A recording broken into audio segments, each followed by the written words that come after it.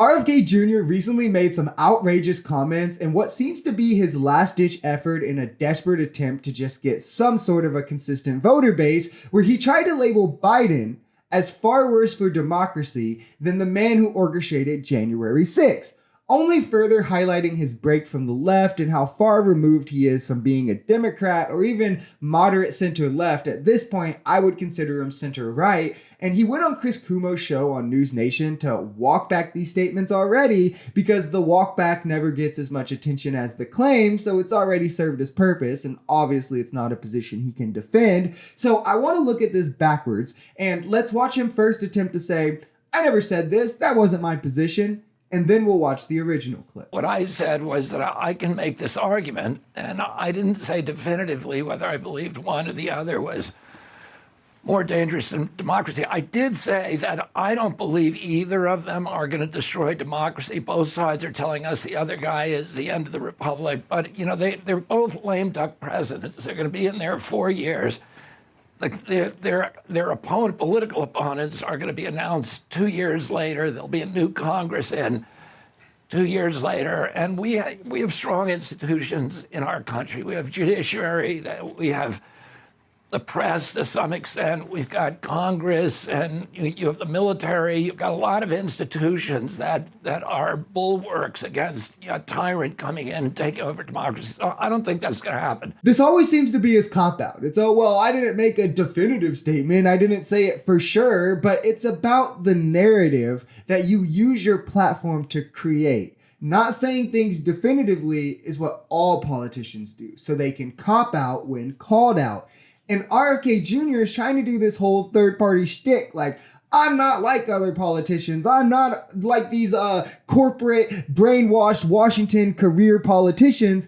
But I want to stress how hard he is also just playing the game. So let's watch his original statement, and then we'll break everything down. President Biden is the first candidate in history, the first president in history that has used the federal agencies to censor political speech, so to censor his opponent. I can say that because I just won a case in the Federal Court of Appeals and now before the Supreme Court.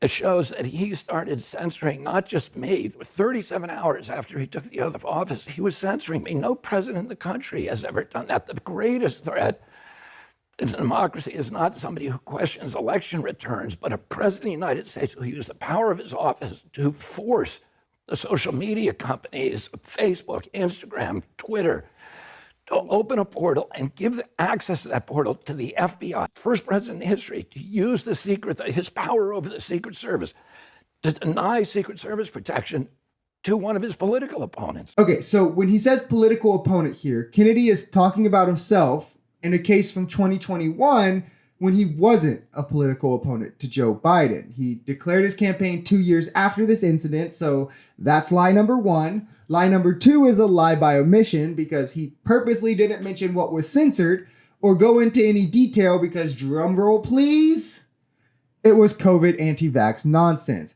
where he tried to float Hank Aaron's death as part of a COVID conspiracy after he was already ruled to have died from natural causes, and the government largely worked with social media companies to crack down on not allowing COVID misinformation during and directly after the height of the pandemic, which full stop is okay. Nobody should have a problem with this, and before any right-wingers want to cry censorship in my comments, we all agree with medical censorship. At least I would hope so. If somebody circulated on social media that injecting bleach was the actual cure to cancer and it went viral enough that young people with cancer who didn't know any better were trying this and dying at large rates, would you support that being censored?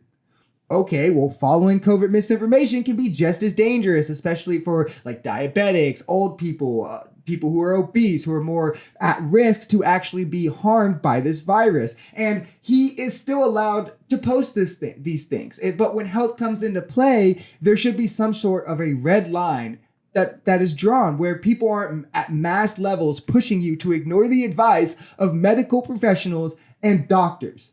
That is insane, and that is where censorship is necessary.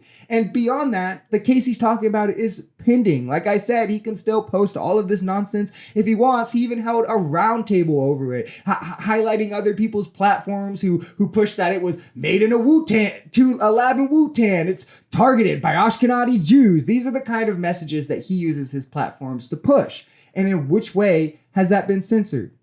And the Secret Service claim I actually had to look into, and I will say, given his last name, I understand why he wants it for sure, but it seems that what he was saying is mostly baseless after researching it. He's been proclaiming wanting Secret Service since early in 2023. The only candidate to ever get Secret Service that early was Obama, and that's because of racial tensions with him being a black man who had a realistic chance to become the president. And Kennedy has also been saying that Biden is the one withholding this from him since he's been claiming that he wants it. Most candidates actually never get Secret Service, and for a third-party candidate who in no way looks poised to win, it's completely unheard of. So I don't know, RFK, maybe just do better and get good. Maybe don't try to unseat the incumbent and run in a major party. Have more support. It just boils down to him not being a big enough candidate, and nothing traces it back to being at Biden's direction. It actually seems like if he were to give him Secret Service, Biden would have to go out of his way to make that happen, and that would be giving him special treatment. If you enjoyed this video, we're Social Society. We're a commentary channel influenced by politics, society, and the economy. We are pretty left-leaning on this channel, but we're open to our right-wingers as well. The biggest thing here is having conversations that get everyone to the bottom of the truth. If that sounds like something that could interest you, consider smashing that subscribe button, leaving us a like, or even commenting on this video. We even have memberships available as low as $3 if you'd like to support, because the only way we become a society is together.